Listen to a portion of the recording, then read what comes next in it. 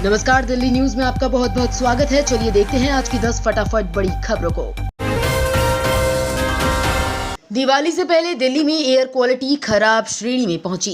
दुनिया की सबसे प्रदूषित शहरों में से एक दिल्ली में एयर क्वालिटी खराब श्रेणी में पहुंच गई है, जिसके कुछ ही घंटों बाद राष्ट्रीय राजधानी में वायु प्रदूषण से निपटने के लिए प्लानिंग शुरू कर दी गई है।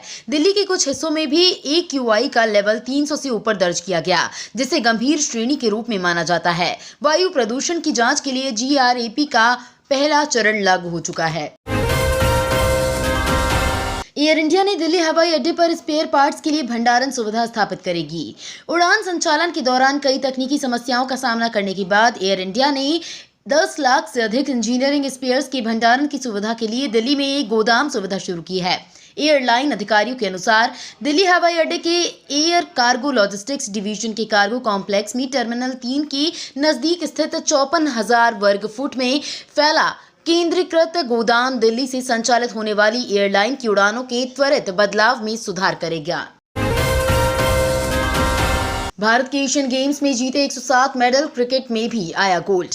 भारत ने एशियन गेम्स 2023 में कुल 107 मेडल जीते हैं। इसी के साथ भारत का अभियान खत्म हो गया है। ये गेम्स के 72 साल के इतिहास में भारत का बेहतरीन प्रदर्शन है। भारत पहली बार 100 मेडल के आंकड़े को छूने में सफल हुआ। भारत ने गेम्स में 28 गोल्ड, 38 सिल्वर और 41 ब्रोंज मेडल जीते। भारत मेडल टैली में ओवरऑल चौथे नंबर पर रहा।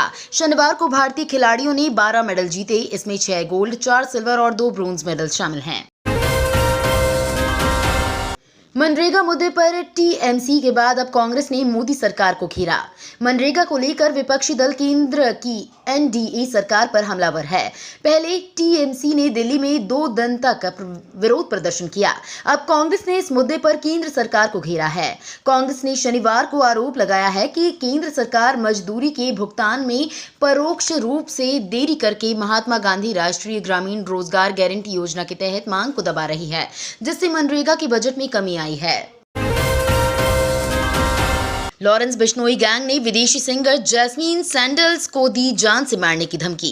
भारतीय मूल की इंटरनेशनल पंजाबी सिंगर और अमेरिका में रह रही जैस्मिन सैंडल्स को लॉरेंस बिश्नोई के नाम से विदेशी नंबर से जान से मारने की धमकी मिली है। दिल्ली एयरपोर्ट पहुंचते ही विदेशी नंबर से लेडी सिंगर को धमकी मिली है। धमकी की फोन कॉल के बाद लेडी सिंगर, जो कि दिल्ली के 5 सितारा होटल में रुकी हैं, वहां की सुरक्षा बढ़ा दी गई है। इजरायल के साथ खड़े हैं पीएम मोदी ने कहा, हमास का आतंकी हमला दुखद है। इजरायल पर हमास के आतंकी हमले के बाद प्रधानमंत्री मोदी ने प्रतिक्रिया दी है। उन्होंने कहा है कि इजरायल में आतंकवादी हमलों की खबर से गहरा सदमा लगा है। हमारी संवेदनाएं और प्रार्थनाएं निर्दोष पीड़ितों और उनके परिवारों के साथ हैं। हम इस कठिन समय में इजरायल के साथ एकजुटता से खड़े हैं। फिलिस्तीनी आतंकवादी समूह हमास ने शनिवार को इजरायल के खिलाफ नए सैन्य अभियान की घोषणा की। पिछले साल मई के बाद पहली बार गाजा पट्टी से यहूदी राष्ट्र की ओर मिसाइलों की बौछार की गई। इसमें कई इजरायलियों की मौत हो गई। दिल्ली एयरपोर्ट से फ्लाइट पकड़ने वाले यात्री सावधान, लोडरों पर रखे ध्यान।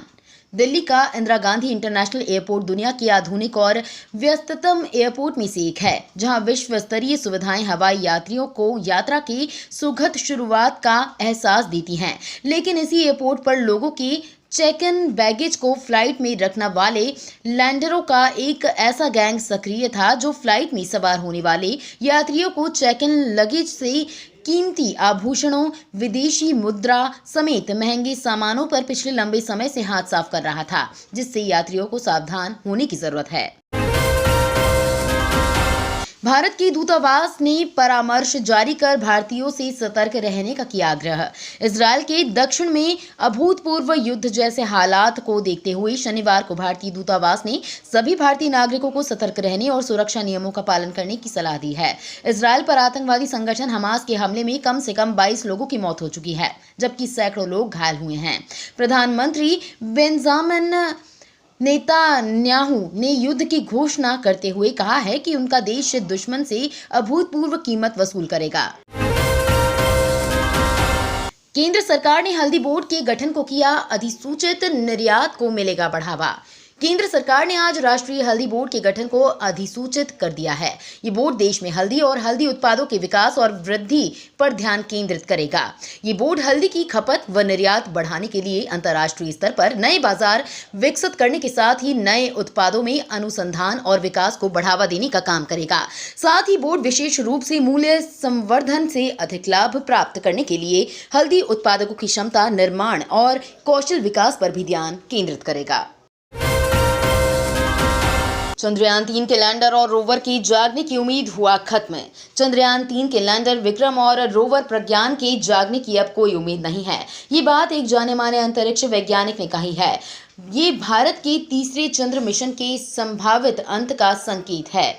मिशन से सक्रिय रूप से जुड़े रहे अंतरिक्ष आयोग के सदस्य और इसरो की पूर्व अध्यक्ष एएस किरण कुमार ने कहा है कि अब इसके फिर सक्रिय होने की कोई उम्मीद नहीं है। अगर ये होना होता तो अब तक हो जाना चाहिए था। तो ये थी आज की बड़ी खबरें। डेली खबरों से अपडेट रहने के लिए चैनल को सब्सक्राइब करना बिल्कुल ना भूलें। धन्यवाद।